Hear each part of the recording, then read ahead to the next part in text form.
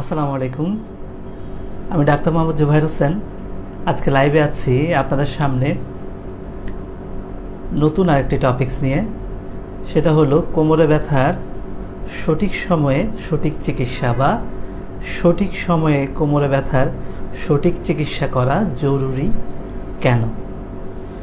কোমরে ব্যথা নিয়ে আমরা অনেকেই ভুগছি। সেক্ষেত্রে কারো কারো এই দ্বিধাদ্বন্দ্বে ভোগেন যে কোমরে ব্যথার ক্ষেত্রে কখন চিকিৎসা নিব বা কী ধরনের চিকিৎসা নিব, সেই বিষয় নিয়েও অনেকেই চিন্তা করতে থাকেন, দুশ্চিন্তাগ্রস্ত হন কোথায় চিকিৎসা নেবেন এবং কী ধরনের চিকিৎসা নেবেন। সেক্ষেত্রে কোমরে ব্যথা কিন্তু খুবই কমন একটা সমস্যা এবং এই সমস্যা নিয়ে ভোগেন না এমন মানুষের সংখ্যা তো কম।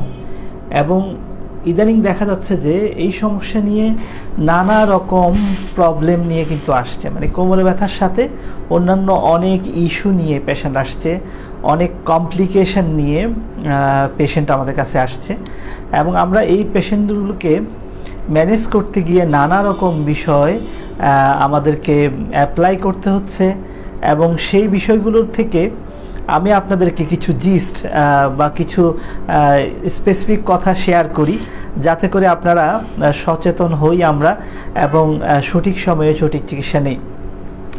দেখা গেল যে আপনার কোমরে ব্যথা হয়েছে, এখন সেই কোমরে ব্যথাটা আপনি সঠিক সময়ে অ্যাড্রেস করলেন না বা ওইটাকে গুরুত্ব দিলেন না। গুরুত্ব না দিলে সেটা কি হতে পারে, সেটা গুরুত্ব না দিলে কি ধরনের হেলথ হ্যাজার্ড তৈরি করতে পারে সেই বিষয় নিয়ে আজকে কথা বলছি। এবং পাশাপাশি আপনাদের যে কোনো স্বাস্থ্য বিষয়ক যে কোনো প্রশ্নের জবাব দিব। আপনারা চাইলে নিচে প্রশ্ন করতে পারেন, সেই প্রশ্ন থেকে আমি জবাব দেওয়ার চেষ্টা করব আপনাদের সহযোগিতা করার। আর কোমরে ব্যথার বিষয়ক প্রশ্ন থাকলে তো কথাই নেই, সেক্ষেত্রে অবশ্যই আমি সেটা নিয়ে বিস্তারিত আলোচনা করব। তা আমি বলছিলাম, কোমরে ব্যথা যখন সঠিক সময়ে সঠিক চিকিৎসা না হয় তাহলে কি হতে পারে। দেখুন, আমাদের শরীরে আগে বলা হতো ব্যথা সহ্য করো, ব্যথা যত সহ্য করবা তত কি হবে, ততই হচ্ছে ধৈর্য ধারণ ক্ষমতা বাড়বে এবং এক সময় ব্যথা তোমার কাছে আর খুব বেশি কিছু মনে হবে না বা ব্যথার ধৈর্য ধারণ ক্ষমতা বাড়বে, এই রকম একটা ধারণা মানুষের মাঝে ছিল। কিন্তু পরবর্তীতে দেখা যায় যে ব্যথা যদি আমি অতিরিক্ত সহ্য করতে থাকি, ব্যথার যদি সঠিক চিকিৎসা না করি, তাহলে দেখা যাচ্ছে পেইন থ্রেশহোল্ড যেটা বলে, পেইন থ্রেশহোল্ডটা কমে যায় এবং অল্পতেই ব্যথা অনুভব হয়। মানে যেই ব্যথাটা নর্মাল একজন মানুষের, নর্মাল সুস্থ স্বাভাবিক মানুষের অসহ্য মনে হয় না, সেই ব্যথাটাই কিন্তু দেখা যায় দীর্ঘমেয়াদী ব্যথার রোগীদের ক্ষেত্রে অসহ্য মনে হয় এবং তখন তার ব্যথার নানা রকম কম্পোনেন্ট তৈরি হয়। যেমন ধরেন নোসিসেপটিভ কম্পোনেন্ট, নিউরোপ্যাথিক কম্পোনেন্ট বা আবার আছে মিক্সড। দেখা যাচ্ছে এই ধরনের দীর্ঘমেয়াদী ব্যথার রোগীদের ক্ষেত্রে কিন্তু নিউরোপ্যাথিক একটা কম্পোনেন্ট চলে আসে, নার্ভের একটা বিষয় চলে আসে, যেটার চিকিৎসা কিন্তু গতানুগতিক ব্যথার ওষুধ দিয়ে করা যায় না। সেক্ষেত্রে বিভিন্ন ধরনের কোঅ্যানালজেসিক আমরা বলি, সেগুলোর সহায়তা নিতে হয়। এখন আমি আজকে বোঝাতে যাচ্ছি, আপনাদের সচেতন করতে যাচ্ছি যে কেন আসলে এরকম হয়। যখনই দেখা গেল আপনি সঠিক সময়ে সঠিক চিকিৎসা না নিচ্ছেন, তখন একটা জিনিস খেয়াল করবেন, আমাদের এখানে ব্যথা কেন হয়। আমাদের কোমরে কোনো একটা অ্যাবনর্মালিটি হলে, সাপোজ কোনো একটা মাংসপেশিতে টান পড়েছে, তখন সেখান থেকে একটা সিগন্যাল আমাদের স্পাইনাল কর্ড দিয়ে, মেরুদণ্ডের ভেতর দিয়ে ব্রেইনে চলে যায় যে হ্যাঁ সেখানে ব্যথা হচ্ছে, এবং ব্রেইন সেটাকে প্রসেস করে এবং বুঝতে পারে ব্যথার পরিমাণ কতটুকু। তারপর ব্রেইন আবার আরেকটা সিগন্যাল পাঠায় এবং হয়তো দেখা যায় যে হ্যাঁ অনেকক্ষণ বসে থাকলে ব্যথা হচ্ছে, তখন ব্রেইন আমাদেরকে বলে যে না, তুমি বেশিক্ষণ বসে থেকো না, উঠে একটু দাঁড়াও বা একটু কোমরটা একটু নাড়াচাড়া করো যাতে তোমার ওইখানে রক্ত চলাচলটা একটু বাড়ে। তাইলে একটাকে বলছি আমরা এফারেন্ট, যা ব্যথাটাকে নিয়ে যাচ্ছে, আরেকটাকে বলছি ইফারেন্ট, যা ব্যথার নিয়ে যাওয়ার পরে আমাদের যে সেন্সেশনটা দিচ্ছে, আমাদের যে অ্যাকশনটা আমরা করছি।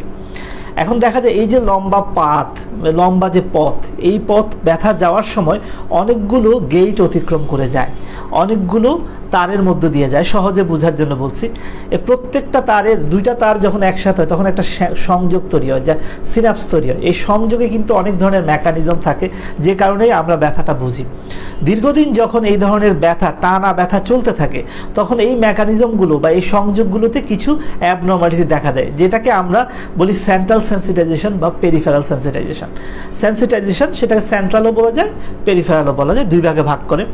এই সেন্সিটাইজেশন হলে যেটা হয়, ব্যথার অনুভূতির তারতম্য হয়ে যায়, মানে শরীরে কিছু কেমিক্যাল আছে যেটা বেড়ে যায় নির্দিষ্ট জায়গাতে, কিছু কেমিক্যাল আছে কমে যায়। ফলে দেখা যাচ্ছে এই পেশেন্টরা অল্প ব্যথাকেই সে অধিক ব্যথা মনে করছে।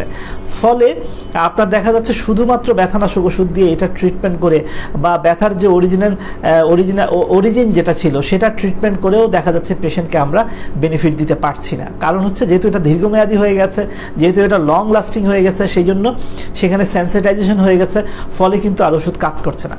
আপনাদের মধ্যে অনেক রুগী আছেন এসে বলেন, স্যার আগে আমি এই ওষুধটা খেলে আমার কাজ করতো, এখন দেখা যাচ্ছে এই ওষুধ কেন, অন্য কোনো ব্যথার ওষুধ বা আরও পাওয়ারই 200 600 এভাবে রুগীরা বলেন, সাপোজিটর দিচ্ছি, ইঞ্জেকশন দিচ্ছি, তারপরেও কিন্তু আমার ব্যথার ওষুধ আর কাজ করছে না। কেন কাজ করছে না সেই ব্যাখ্যাটাই আজকে আমি আপনাদেরকে দিচ্ছি, যে এই কারণে আপনার সমস্যা হচ্ছে, এই কারণে আপনার অসুবিধা হচ্ছে। আপনার ব্রেইন দেখা যাচ্ছে অ্যাবনর্মাল একটা সেন্সেশন নিয়ে নিচ্ছে এবং অল্প ব্যথাকে বেশি ব্যথা মনে করছে। যে এবং শুধু তাই না, এমন একটা জিনিস হয় যে সাপোজ আপনি হাত দিয়ে টাচ করছেন, এই টাচে কিন্তু ব্যথা হওয়ার কথা না, তো দেখা যাচ্ছে রুগী ব্যথার অনুভব করবে। এবং কিছু কিছু রুগী বলে যে এটাকে বলে হাইপারঅ্যালজেসিয়া। আবার দেখা যাচ্ছে অ্যালোডাইনিয়া একটা আছে। অ্যালোডাইনিয়া বলতে দেখা যাচ্ছে কম্বল গায়ে দিয়ে কম্বলটা একটু নাড়াচাড়া করছেন, তাতে ওনার ব্যথা অনুভব হচ্ছে, মানে যেই সেন্সেশনগুলোতে ব্যথা অনুভূত হওয়ার কথা না সেটাতেও ওনার ব্যথা হচ্ছে, এবং যেই সেন্সেশনে সামান্য ব্যথা হওয়ার কথা, মৃদু ব্যথা হওয়ার কথা, সেখানে ওনার বেশি ব্যথা হচ্ছে। তার মানে কি? তার মানে দেখা যাচ্ছে এই জিনিসটা তো স্বাভাবিক না। একজন সুস্থ মানুষের তো আপনি যদি একটা নির্দিষ্ট পরিমাণ ব্যথা দেন, সেই সেন্সেশনটাই আসার কথা, সেটা না হয়ে তার থেকে বেশি হচ্ছে, এবং ব্যথা অনুভব না হওয়ার কথা, স্পর্শ বোঝার কথা, সেখান থেকে উনি ব্যথা অনুভব করছে। বিষয়টা যদিও একটু জটিল, তারপরেও ওভারঅল কথা হচ্ছে যে ব্যথা যদি আপনি দীর্ঘদিন সহ্য করতে থাকেন এবং সঠিক সময়ে সঠিক চিকিৎসা না নেন, তাহলে কিন্তু আপনার এই ধরনের বিভ্রান্তকর পরিস্থিতিতে বা এই ধরনের সমস্যায় আপনি পড়তে পারেন, এবং আপনি তখন দেখা যাবে এটা ডক্টর এবং পেশেন্ট যে কারোর জন্যই কিন্তু এই ট্রিটমেন্ট করাটা খুবই জটিল হয়ে দাঁড়ায়। তো আপনাদের প্রশ্ন আসছে, আপনাদের প্রশ্নের জবাব দিতে থাকবো। এর মধ্যে আমি আরও কিছু তথ্য এবং সায়েন্টিফিক অ্যানালাইসিস করব, যেটা হয়তো আপনাদেরকে সচেতন করতে সহায়তা করবে। একজন প্রশ্ন করেছেন অ্যানকাইলোজিং স্পন্ডিলাইটিস, সঠিক ট্রিটমেন্ট কোথায় কিভাবে পাবো একটু যদি সাজেস্ট করতেন। অনেক বড় প্রশ্ন। বর্তমানে একটা ওষুধ খান উনি, সেটা বলেছেন, এবং আরও 2টা ওষুধ খান, চলমান আছে এই ওষুধগুলো। যখনই ওষুধ বাদ দেন তখনই সোজা হয়ে দাঁড়াতে পারেন না। আর বলছেন যে ওনার এই কন্ডিশনটি কি পুরোপুরি রিকভারি করা যাবে কিনা একটু সাজেস্ট করবেন প্লিজ স্যার, যে কোনো জায়গায় যেখানে ভালো ট্রিটমেন্ট হয় সেটা ওনাকে জানানোর জন্য। আচ্ছা দেখুন, আপনার এটা জেনেই খুব খারাপ লাগছে যে আপনি এরকম একটা রোগে আক্রান্ত, কারণ আপনি যে রোগটার নাম বলেছেন সেটা একটা বাতজনিত রোগ। আসলে বাতজনিত রোগ 100-র উপরে বাতজনিত রোগ আছে, তার মধ্যে অ্যানকাইলোজিং স্পন্ডিলাইটিস একটা। অ্যানকাইলোজিং স্পন্ডিলাইটিসের পাশাপাশি আরও বেশ কিছু বাত রোগ আছে, যেমন রিউমাটয়েড আর্থ্রাইটিস আছে, তারপর ধরেন যে সোরিয়েটিক আর্থোপ্যাথি আছে, তারপর এই আইবিডি রিলেটেড আর্থোপ্যাথি আছে, তারপর রিয়েক্টিভ আর্থ্রাইটিস আছে, নানা রকম বাতজনিত রোগ আছে, গাউট আছে। এই ধরনের বাতজনিত রোগ কিন্তু যে কোনো সময় যে কারো হতে পারে, এবং দেখা যায় যে এই অ্যানকাইলোজিং স্পন্ডিলাইটিস বা এএস যেটা, সেটা মূলত স্পাইনকে, আমাদের মেরুদণ্ডকে ইনভলভ করে, মাঝে মাঝে হিপকেও ইনভলভ করতে পারে, এবং এইসব রোগীদের দেখা যায় পায়ের গোড়ালিতে ব্যথা হয়, এবং ব্যথাগুলো এরকম সকালে ঘুম থেকে ওঠার পর কেমন যেন পিঠটা মেরুদণ্ডটা শক্ত হয়ে থাকে, ফ্লেক্সিবল না, রিজিড হয়ে থাকে, টাইট হয়ে থাকে, মুভমেন্ট করতে পারেন না, মুভমেন্ট করতে কষ্ট হয়, আস্তে আস্তে স্লোলি মুভমেন্ট করতে হয়। পরে যখন আস্তে আস্তে উনি একটু স্ট্রেচিং করেন, একটু এক্সারসাইজ করেন, তখন ধীরে ধীরে ধীরে ধীরে এই ব্যথাটা কমতে থাকে সময়ের সাথে সাথে। যখনই রেস্ট নেন তখনই এই ব্যথাটা বেড়ে যায়। এবং এই রোগীদের ক্ষেত্রে দেখা যায় কারো কারো ফ্যামিলি হিস্ট্রি থাকে, কারো কারো জেনেটিক কিছু ব্যাকগ্রাউন্ড থাকে, এই সেলে 27 পজিটিভ থাকতে পারে, তবে নেগেটিভ থাকলেও এই ধরনের সমস্যা হতে পারে।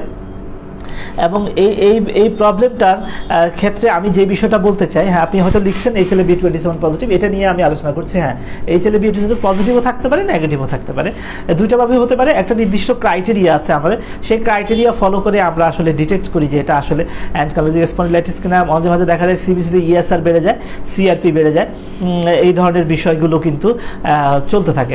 ইনিশিয়ালি হয়তো পেশেন্টের হয় না, অত ডিটেক্ট করা যায় না কেমিক্যালগুলো বা আমাদের ইনিশিয়ালি ল্যাবরেটরিতে খুব বেশি অ্যাবনর্মালিটি আসে না, কিন্তু পরবর্তীতে এই ধরনের অ্যাবনর্মালিটি আসতে পারে। আবার কারো কারো আছে ইনিশিয়ালিও এই অ্যাবনর্মালিটি ল্যাবরেটরিতে আসতে পারে। তো আপনার ক্ষেত্রে যেটা আমি বলতে চাই, এই রোগ একটি বাতরোগকে আমি ডায়াবেটিস রোগের সাথে তুলনা করি। ডায়াবেটিস রোগের সাথে কেন তুলনা করি? ডায়াবেটিস হলে মানুষ দেখবেন মোটামুটি 3টা কাজ করে। একটা হচ্ছে ডিসিপ্লিন মেনটেন করে। ডিসিপ্লিন মানে হচ্ছে লাইফস্টাইল মডিফিকেশন করে, তার খাওয়া চলাফেরা উঠা বসা যে জিনিসগুলোর সাথে ডায়াবেটিস জড়িত সেই যে জিনিসগুলোকে সে মডিফাই করে। 2 নম্বর হচ্ছে সে মিষ্টি জাতীয় খাবার খায় না, ব্যায়াম করে, এক্সারসাইজ করে, নিয়মিত হাঁটে। 3 নম্বর হচ্ছে সে ওষুধ খায়। এই 3টা জিনিসের কম্বিনেশন দিয়েই হচ্ছে কি সে সুস্থ থাকে। আর আপনার ক্ষেত্রেও কিন্তু বিষয়টা এরকম, আপনাকে কিছু ওষুধ খেতে হবে, পাশাপাশি আপনাকে ব্যায়াম করতে হবে, এক্সারসাইজ করতে হবে, এবং পারলে সাঁতার কাটতে হবে, পারলে সাইকেল চালাতে হবে। এই ধরনের অ্যাক্টিভিটিগুলোকে নিজেকে ব্যস্ত রাখতে হবে। এবং পাশাপাশি হচ্ছে আপনার লাইফস্টাইল মডিফিকেশন যেমন করতে হবে। খাবারের বিষয় আসে, যেসব খাবারগুলো শরীরে প্রদাহ বাড়ায় এইসব খাবারগুলো আসলে পরিহার করতে হবে। আর যেসব খাবারগুলো দেখা যাচ্ছে যে খাবারে প্রদাহ কমায়, এইসব খাবারগুলো আপনি বেশি করে খেতে পারেন। এখন শরীরে প্রদাহ বাড়ায়, আমি প্রায়শই লেকচারগুলোতে বলে থাকি, শরীরে অনেকগুলো খাবার আছে যেগুলো প্রদাহ বাড়ায়। যেমন ধরুন আমি যদি বলি যে কোনো রকম ওমেগা 6 ফ্যাটি অ্যাসিড সেটা শরীরে প্রদাহ বাড়ায়, কিন্তু ওমেগা 3 ফ্যাটি অ্যাসিড কিন্তু আবার প্রদাহ কমায়। আবার কিছু কিছু যেমন ধরুন সামুদ্রিক মাছ, স্যামন, টুনা, এগুলো হচ্ছে ভালো আমাদের জন্য, প্রদাহ কমায়। আবার চিংড়ি মাছ সেটা ভালো না, ক্ষতিকারক। কিন্তু দেখা যাচ্ছে আবার অনেক সময় দেখা যাচ্ছে আমরা অনেক বেশি রেড মিট খাই, সেটা প্রদাহ বাড়াবে আপনার শরীরে। তারপর ফুলকপি, বাঁধাকপি এরা প্রদাহ বাড়ায়, কিন্তু যেটা করতে হয় প্রদাহ কমায় এরকম ওষুধ খেতে হয়, এরকম খাবার খেতে হয়। যেমন হলুদ, এগুলো আপনি খেতে পারেন, আদা, রসুন এগুলো আপনি খেতে পারেন, সেক্ষেত্রে কিন্তু আপনার প্রদাহ কমবে। তাহলে ডিটেলস আমি কিন্তু বলা শুরু করলাম, বোঝা যাচ্ছে। হ্যাঁ, আমার প্রশ্ন ধরে আপনিও দেখছি অনেক কথা বলেছেন। এইচএলভি পজিটিভ, আপনার ইএসআর সিআরপি হাই, এই ইএসআর 109, তার মানে অনেক বেশি। আপনি একজন পুরুষ মানুষ, আপনার ইএসআর যা হওয়ার কথা ছিল তার চেয়ে কয়েক গুণ বেশি আপনার ইএসআর আছে। তার মানে কি? তার মানে হচ্ছে আপনার শরীরে অনেক বেশি প্রদাহ হচ্ছে, অনেক বেশি প্রদাহ হচ্ছে, সেই কারণে আপনার এটা বেশি। আপনার এই ইএসআরটাকে কমায় নিয়ে আসতে হবে, সিআরপিটাকে কমায় নিয়ে আসতে হবে, এবং পাশাপাশি ডিজিজটাকে কন্ট্রোল করতে হবে। সেই জন্য ডিজিজ মডিফাইং ড্রাগ আপনি খাচ্ছেন। তো এর বাইরেও আরও কিছু ড্রাগ আছে। ট্রিটমেন্টটা আপনার এই সমস্যাটার প্রাইমারি চিকিৎসক হচ্ছে রিমাটোলজিস্ট। আপনি একজন রিমাটোলজিস্ট দেখিয়ে চিকিৎসা নিতে হবে। রিমাটোলজি ক্লিনিকে যোগাযোগ করতে পারেন, এর মাধ্যমে বা রিমাটোলজিস্টের সাথে আপনি সবসময় রিলেশন রেখে আপনাকে চলতে হবে। পাশাপাশি যদি তাতেও আপনার ব্যথা না কমে, তাহলে ইন্টারভেনশনের রোল আছে। ইন্টারভেনশন পেইন মেডিসিন স্পেশালিস্ট, আমরা যারা ব্যথা বিশেষজ্ঞ তারা বেশ কিছু ইন্টারভেনশন করি। সেক্ষেত্রে আপনার যে কষ্টটা সেটা কিন্তু দীর্ঘদিনের জন্য লাঘব করে দেওয়া সম্ভব বা কন্ট্রোল করে দেওয়া সম্ভব যদি ওষুধে কাজ না করে। সেক্ষেত্রে আপনাকে একটা ব্যথা বিশেষজ্ঞের সাথে পরামর্শ নিতে হবে এবং একজন ভালো মানের ফিজিওথেরাপিস্টের সাথে যোগাযোগ করতে হবে। তার মানে আপনার ট্রিটমেন্টটা হচ্ছে কম্বাইন, মানে এটা হচ্ছে মাল্টি ডিসিপ্লিনারি এবং মাল্টিমোডাল অ্যাপ্রোচ। মাল্টিমোডাল অ্যাপ্রোচ এবং মাল্টি ডিসিপ্লিনারি অ্যাপ্রোচ। রিমাটোলজিস্ট, ব্যথা বিশেষজ্ঞ, ফিজিক্যাল মেডিসিন স্পেশালিস্ট, তারপর আছেন ফিজিওথেরাপিস্ট, সবাই মিলেমিশেই কিন্তু আপনার সমস্যাটা চিকিৎসা করবেন। তার মাঝেই আপনি ভালো থাকবেন। আমাদের দেশে এই সমস্যার ভালো চিকিৎসা আছে, এই জন্য বিদেশ যাওয়ার কোনো প্রয়োজন নাই এবং সর্বোচ্চ চিকিৎসাটাই কিন্তু আমাদের দেশে আছে। কিছু কিছু ওষুধ আছে তার কস্ট একটু বেশি, সেটা যদি বিয়ার করা যায় তাহলে সেটা আপনার জন্য ডেফিনেটলি ভালো হবে। তা আপনি একজন বিশেষজ্ঞ চিকিৎসকের সাথে কথা বলুন এবং আমি ডিটেলস চেষ্টা করেছি আপনার প্রশ্নটার জবাব দেওয়ার জন্য। তো আমি পরের প্রশ্নে চলে যাচ্ছি। অনেকে আমাদের সাথে লাইভে যুক্ত হয়েছেন, যারা পরে যুক্ত হয়েছেন তাদেরকে জানিয়ে দিচ্ছি যে আজকে লাইভের বিষয় হচ্ছে কোমরে ব্যথা যদি দীর্ঘমেয়াদী হয়, সেক্ষেত্রে সঠিক সময়ে সঠিক চিকিৎসা যদি আমরা না করি তাহলে কি অসুবিধা হতে পারে। তো সেটা নিয়ে আমি প্রথমেই ভূমিকা দিয়েছি এবং বিস্তারিত আলোচনাও করেছি। তার মধ্যে আপনারা প্রশ্ন করছেন, আপনাদের প্রশ্নের জবাব দিচ্ছি। এখন আমি রানা সাহেবের প্রশ্নের দিকে চলে যাচ্ছি। রানা সাহেব বলছেন, স্যার আমি উপর হলে মানে সামনের দিকে ঝুঁকলে নাকি অথবা চিত হয়ে শুলে, কোনটা বোঝাচ্ছেন বুঝছি না। আপনি বলতে চাচ্ছেন আপনি উপর হলে আপনার কোমরে মেরুদণ্ডে চাকু দিয়ে খোঁচানোর মতো অনুভব হয়। তার মানে আমি বুঝতে পারছি চাকু দিয়ে খোঁচানো বলতে তীক্ষ্ণ ব্যথা, শার্প একটা পেইন হচ্ছে আপনার মেরুদণ্ডে। এই শার্প পেইনটা আপনি একটু খেয়াল করবেন যে আপনি যখন উপর হন ব্যথাটা কি আপনার পায়ের দিকে চলে যায় কিনা, এটা ইম্পর্টেন্ট। সেটাকে এক পায়ে যায় না দু পায়ে যায় নাকি উপরের দিকে। অনেকে বলে যে স্যার কোমরে ব্যথা শুরু হয়েছে, এখন ব্যথা তো স্যার উপরের দিকে উঠছে, এরকমও অনেকে বলেন। এখন পিঠে ব্যথা বেশি, এরকম আপনার হচ্ছে কিনা। আপনার ব্যথাটা কখন বেশি হয়, সকালে বেশি হয় নাকি দুপুরে বেশি হয় হয় নাকি রাতে ব্যথাটা বেশি হয়, সেই জিনিসটা ইম্পর্টেন্ট। এবং আপনি কি কাজকর্ম করলে ব্যথা বেড়ে যায়, নাকি যখন অলস সময় কাটান, রেস্ট নেন, বিশ্রাম নেন, কখন আপনার ব্যথাটা আসলে বেশি হয় আর কখন ব্যথাটা কম হয়, এই বিষয়গুলো ইম্পর্টেন্ট। এবং আপনি কোনো রকম আঘাত পেয়েছিলেন কিনা সেটা ইম্পর্টেন্ট। এবং আপনার সেখানে কি শুধু চাকু দিয়ে খোঁচানোর মতোই মনে হয় নাকি একটু জ্বালা যন্ত্রণা আছে? জ্বালা যন্ত্রণা থাকলে তখন নিউরোপ্যাথিক কম্পোনেন্টগুলো চলে আসে, নিউরোপ্যাথিক ব্যথা আমরা চিন্তা করি এবং সেক্ষেত্রে আমাদেরকে সেভাবেই কিন্তু বিবেচনায় নিয়ে চিকিৎসা দিতে হয়। তা আপনার ক্ষেত্রে আমি যেটা বলবো, যদি দীর্ঘমেয়াদী আপনার ব্যথা হয়, চাকু দিয়ে খোঁচানোর মতো ব্যথা, এত তীক্ষ্ণ ব্যথা হয়, সেক্ষেত্রে দেরি না করে আপনার উচিত বিশেষজ্ঞ চিকিৎসকের পরামর্শ নিয়ে চিকিৎসা নেওয়া। কারণ আপনি যদি দীর্ঘদিন সহ্য করে থাকেন তাহলে একসময় আনটলারেবল হয়ে যাবে এবং দেখা যাচ্ছে যে তখন অল্প ব্যথায় আপনার কাছে অনেক ব্যথা মনে হবে। এবং আমি একটা বিষয় বলতে চাই, আপনি যখন কোমরে ব্যথা, ধরেন যে কারো L5S1 ডিস্কের সমস্যা, এখন সে এটা ট্রিটমেন্ট করছে না, এভাবে চলছে, তখন L5S1 ডিস্কের সমস্যা, সাপোজ ওনার ব্যথাটা ডান দিকে যায়, তখন ওনার শরীরটা অটোমেটিক বাম দিকে সরে যায়। যখনই শরীরটা বাম দিকে সরে যাবে তখন বাম দিকে প্রেশার পেরি পড়বে, তখন বাম দিকে তার হিপে ব্যথা হবে, বাম দিকের হাঁটুতে ব্যথা হবে, বাম দিকের পায়ের গোড়ালিতে ব্যথা হবে। তারপর দেখা যাচ্ছে যে তার L4-5 মানে 5S1 এর সমস্যা ছিল, L4-5 এর সমস্যা দেখা দিচ্ছে। কারণ আপনি যখনই নর্মাল অ্যানাটমি, আপনার যেটা বডির নর্মাল যে পোস্টার, তার থেকে যখন আপনি শিফট করে যাবেন অ্যাবনর্মাল একটা পজিশনে, তখন দীর্ঘ সময় ধরে আপনি থাকবেন, তখন আলটিমেটলি আপনার বডিতে কি হবে, বডিতে একটা চেঞ্জ চলে আসবে এবং এটার খারাপ প্রভাবটা পড়বে এবং দেখা যাচ্ছে যে আপনি আরও অসুস্থ ফিল করছেন, আপনার সমস্যাটা দিন দিন বাড়ছে। এবং ব্যথার রোগীদেরকে আমি বলতে শুনি, স্যার আগে তো একটা নির্দিষ্ট জায়গায় ব্যথা ছিল, এখন তো দেখছি স্যার অনেক জায়গায় আমার ব্যথা হচ্ছে এবং ব্যথাটা দিন দিন বাড়ছে, আমি কি করব? সেই জন্যই আমি এটা বলতে চাই, ব্যথা অয়েল কন্ট্রোল হতে হবে। এবং আমি আজকে একটা প্রোগ্রামে বলেছি, আরেকটা প্রোগ্রামে আমি বলেছি যে আমরা পৃথিবীতে যেরকম ব্যথা মুক্ত অবস্থায় এসেছিলাম, আমরা তেমনই আমরা চাই যে ব্যথা মুক্ত অবস্থায় আমরা পৃথিবী থেকে চলে যেতে, মানে আমরা ব্যথাহীন জীবন চাই। আমরা চাই যে আমাদের পৃথিবীতে প্রত্যেকটা মানুষেরই মৌলিক অধিকার হচ্ছে ব্যথামুক্ত থাকা, এবং ব্যথামুক্ত থাকেই কিন্তু ওনাকে সুস্থ থাকতে হবে। তাহলে সেই বিষয়গুলো মাথায় রেখেই কিন্তু আমরা যদি কাজ করি তাহলে আমরা কিন্তু ব্যথার চিকিৎসা পাবো এবং ভালো থাকতে পারবো। অনেকেই আছে যে বুঝতে পারেন না আসলে ব্যথার চিকিৎসার ক্ষেত্রে কোথায় যাবেন, শুধুমাত্র ব্যথানাশক ওষুধ খেয়ে দিনাতিপাত করেন বা দেখা যাচ্ছে মেনটেন করেন না। দেখা গেলো ব্যথা কমে গেল, ডাক্তার সাহেবরা ওষুধপত্র দিয়েছেন, ব্যথা কমে গেছে, বা ডাক্তার সাহেবরা বিভিন্ন রকম ফিজিওথেরাপি দিয়েছেন, বিভিন্ন রকম নিয়মকানুন বলেছেন, কিন্তু যখনই সুস্থ লাগে তখনই দেখা যায় আমরা কেন জানি আর আগের নিয়মগুলো মানি না, আমরা আবার আগের মতো চলতে থাকি, তখন দেখা যাচ্ছে আবার ব্যথা চলে আসে। যেমন ধরুন আমি বলি পায়ের গোড়ালি ব্যথার একটা অন্যতম কারণ হচ্ছে প্ল্যান্টার ফাশাইটিস।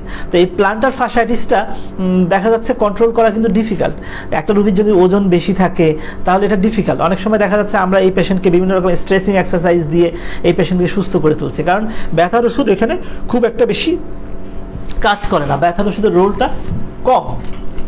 সেক্ষেত্রে দেখা যাচ্ছে যে আমাদের থেরাপি বা স্ট্রেচিং এক্সারসাইজ, এই ধরনের এক্সারসাইজের উপর বা জীবনযাত্রার পরিবর্তন কীরকম, একদম ফ্ল্যাট স্যান্ডেল না পরা, একটু সামান্য উঁচু নরম জুতা পরা, তারপর বেশিক্ষণ একটানা দাঁড়িয়ে না থাকা, তারপর দেখা যাচ্ছে বেশিক্ষণ অতিরিক্ত না হাঁটা এবং নিজের ওজনটা বাড়তে না দেয়া, এই জিনিসগুলো মেনটেন করতে হয় এবং পাশাপাশি কিছু এক্সারসাইজ করতে হয়, তাহলে সেই ব্যথাটা কমলো। কিন্তু দেখা যাচ্ছে পরবর্তীতে আপনি যদি সেটা মেনটেন না করেন তখন দেখা যাচ্ছে এই ব্যথা কিন্তু আর কমতে চায় না, কারণ দেখা যাচ্ছে তখন বারবার ট্রমা বা আঘাতের ফলে পায়ের গোড়ালির যে টিস্যুগুলো আছে, প্লান্টার ফাশাতে বিভিন্ন মাইক্রো ট্রমা হয়, সেখানে স্কার টিস্যু তৈরি হয়, তখন এটা আর ভালো হতে চায় না। তখন দেখা যাচ্ছে আমাদেরকে PRP দিতে হচ্ছে, স্টেরয়েড ইঞ্জেকশন দিতে হচ্ছে, তারপর শক ওয়েভ থেরাপি দিতে হচ্ছে, এবং অনেক সময় যে নার্ভটা দিয়ে ব্যথাটা ব্রেইনে যায় পায়ের গোড়ালি থেকে, সেই নার্ভটাকেও ব্লক করে দিতে হচ্ছে। তাই এই ধরনের নানা রকম ট্রিটমেন্ট, অ্যাডভান্স ট্রিটমেন্টে আমাদের যেতে হচ্ছে, যেটা রোগীর জন্য অবশ্যই একটু কষ্টদায়ক বা খরচের বিষয় এবং সময় সাপেক্ষ একটা ব্যাপার, একটা হ্যাজার্ড। সেই জন্য আমরা যদি সচেতন থাকি তাহলে কিন্তু এই জিনিসগুলো থেকে প্রতিকার করা যায়। তাহলে আমি আজকের মূল টপিকসে আবারও ফিরে আসি। আমরা বলছি কোমরে ব্যথা নিয়ে, এবং আমরা বলছি যে কোমরে ব্যথার রোগীরা সঠিক সময়ে যদি সঠিক চিকিৎসা না নেন তাহলে কি হবে। তার মানে 1 নম্বর প্রবলেম হচ্ছে ব্যথার অনুভূতি বেড়ে যাচ্ছে, সেন্সিটাইজেশন হয়ে যাচ্ছে। 2 নম্বর প্রবলেম হচ্ছে তার এক জায়গায় ব্যথা ছিল এখন অন্য জায়গায় ব্যথা হবে, যেহেতু বডির অ্যালাইনমেন্টটা নষ্ট হয়ে যাচ্ছে। এবং আরেকটা বিষয় যেটা সঠিক সময় অ্যাড্রেস না করে, ধরেন একটা রোগীর কোমরে ব্যথার কারণ হচ্ছে রিউমাটয়েড আর্থ্রাইটিস, বা একটা রোগীর কোমরে ব্যথার কারণ হচ্ছে SPA। আপনি যদি সঠিক সময়ে এটা চিকিৎসা না করেন তাহলে কিন্তু সেটা এই যে টিএসআর বাড়ছে, সিআরপি বাড়ছে, শরীরে প্রদাহ বাড়ছে এবং নানা জায়গায় তার কিন্তু এই প্রবলেমটা তখন হবে এবং এটা কন্ট্রোল করা তখন ডিফিকাল্ট হয়ে যায়। তো আমি পরের প্রশ্নে চলে যাচ্ছি। এমডি সরওয়ার সাহেব বলছেন, স্যার আমার বয়স 37, 4 মাস আগে ভারী বস্তু তুলতে গিয়ে কোমরে টান পড়ে। আচ্ছা, পরীক্ষায় কোনো প্রবলেম পাইনি, অল্প ভারী জিনিস তুলতে কোমর দুর্বল লাগে। আচ্ছা, মাজায় একটু একটু মাঝে মধ্যে ব্যথা করে, ডাক্তার সাহেব কিছু ওষুধ দিয়েছেন, ভালো ওষুধ দিয়েছেন, ক্যালসিয়াম দিয়েছেন 1 মাস থেকে। আচ্ছা, what can I do now and any exercise, what exercise should I do? আচ্ছা, বুঝতে পারছি আপনি আসলে কী করা উচিত, আপনি এবং কি ব্যায়াম করা উচিত। হ্যাঁ, আপনার যেহেতু ব্যথাটা আগের থেকে কমছে, আপনার 1 নম্বর কাজ হচ্ছে সতর্ক থাকা উচিত। সতর্কতা যেটা আমি বলছিলাম যে আপনার যেহেতু কমছে তার এবং ভারী জিনিস তুলতে গিয়ে হয়েছে, তার মানে ভারী জিনিস আপনি ওভাবে আর তুলবেন না। একান্ত তুলতে হলে আপনাকে ফ্লোরে বসতে হবে, বসে তারপর তুলতে হবে। বডির নির্দিষ্ট নিয়ম আছে ভারী বস্তু তোলার, সেটাকে আপনাকে ফলো করতে হবে। শরীরের ওজন বাড়ানো যাবে না, গরম শেক দিতে হবে এবং পাশাপাশি ওজন বেশি থাকলে কমাতে হবে। আর স্ট্রেচিং এক্সারসাইজগুলো আপনার করতে হবে, কোমরের মাংসপেশিগুলো শক্তিশালী হয় এমন এক্সারসাইজ করতে হবে। এরকম ভিডিও কিন্তু আমাদের চ্যানেলে আছে এবং আমাদের পেজে আছে এবং পাশাপাশি আপনি চাইলে ইউটিউবে দেখতে পারেন, বাংলায় অনেক ভিডিও আছে, সেগুলো আপনি করতে পারেন। সেই ধরনের এক্সারসাইজ যদি আপনি করেন তাহলে কিন্তু আপনি ভালো থাকবেন বলে আমি আশা করছি। পরের প্রশ্নে চলে যাচ্ছি। নাজমা সাহেব বলছেন, back pain long time, pain killer ও ক্যালসিয়াম খেলে পেট কাঁচা হয়। আচ্ছা আচ্ছা, উনি বলতে যাচ্ছেন ওনার দীর্ঘদিন ধরে কোমরে ব্যথা, উনি ব্যথার ওষুধ খেলে, ক্যালসিয়াম খেলে পেটে সমস্যা হচ্ছে। হ্যাঁ, ব্যথার ওষুধ, কিছু কিছু ব্যথার ওষুধ আছে যেগুলো গ্যাস্ট্রিকের পরিমাণ বেরিয়ে দেয়, গ্যাস্ট্রাইটিস করে, প্রদাহ বাড়ায় এবং পেশেন্টের ডিসপেপসিয়া হয়, বুক জ্বালাপড়া করে এবং কারো কারো লিভারও প্রবলেম করতে পারে, রেনাল প্রবলেম করতে পারে এবং সেটা লং টাইম খেলে হচ্ছে। আপনার যেহেতু লং টাইম ব্যথা, ধরে নিচ্ছি যে আপনি লং টাইম হয়তো খাচ্ছেন, দীর্ঘমেয়াদী এভাবে খাওয়া যাবে না, আপনাকে অবশ্যই চিকিৎসকের পরামর্শ নিয়ে খেতে হবে। কারণ ডোজ একটা ব্যাপার আছে, ডিউরেশন একটা ব্যাপার আছে, কতদিন ধরে খাচ্ছেন, কত ডোজে খাচ্ছেন, এই জিনিসগুলো মেনটেন করলে তাহলে কিন্তু সাইড এফেক্টগুলো কম হয়। আর আপনার সবচেয়ে বেটার হচ্ছে কোমরে ব্যথার কারণ নির্ণয় করা। কী কারণ হচ্ছে কোমরে ব্যথার? অনেকগুলো কারণ আছে। আপনার যদি স্পেসিফিক কারণটা আপনি বের করতে পারেন বা ডাক্তার সাহেব বের করতে পারেন, তাহলে কিন্তু আপনার জন্য ট্রিটমেন্টটা অনেক ইজি হয়ে যাবে এবং সেক্ষেত্রে আপনি বেনিফিট বেশি পাবেন।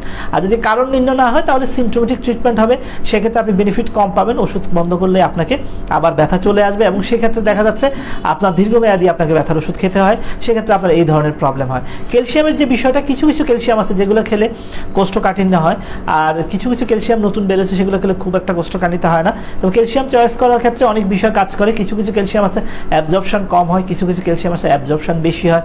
এবং মনে রাখবেন আমাদের শরীরে ক্যালসিয়ামের চাহিদা প্রায় প্রাপ্তবয়স্কদের ক্ষেত্রে প্রায় 1200 মিলিগ্রাম করে, সেই পরিমাণ ক্যালসিয়াম যেন আমরা খাই সেটা অবশ্যই খেয়াল রাখতে হবে। ক্যালসিয়ামের সাথে ভিটামিন ডি এর একটা সম্পর্ক আছে, সেক্ষেত্রে ভিটামিন ডিটা শরীরে কেমন আছে সেটাও ইম্পর্টেন্ট এবং আপনি পরিমাণ মতো রোদে যাচ্ছেন কিনা, রোদে না গেলে ভিটামিন ডি আপনি খাচ্ছেন কিনা বা ভিটামিন ডি কন্টেইনিং ফুড আপনি খাচ্ছেন কিনা বা সাপ্লিমেন্ট খাচ্ছেন কিনা, সেটা আসলে ইম্পর্টেন্ট। সবগুলো ম্যাচ করলেই সেক্ষেত্রে কিন্তু আপনার শরীরে সঠিক পরিমাণ ক্যালসিয়াম থাকবে, হাড়ের ঘনত্ব ঠিক থাকবে, হাড়গুলো মজবুত থাকবে এবং তথাকরি আপনি ব্যথা থেকে মুক্ত থাকবেন। তো আজকে আমাদের যে লাইভের শেষ পর্যায়ে চলে এসেছি এবং আজকে আমি বোঝানোর চেষ্টা করলাম যে হ্যাঁ, কোমর ব্যথা রোগীদের কেন সচেতন হওয়া উচিত, কেন সঠিক সময়ে সঠিক চিকিৎসা করা উচিত এবং সঠিক চিকিৎসা নিলে বেনিফিটটা কী হবে। তো সবাই ভালো থাকবেন, সুস্থ থাকবেন। আল্লাহ হাফেজ, আসসালামু আলাইকুম।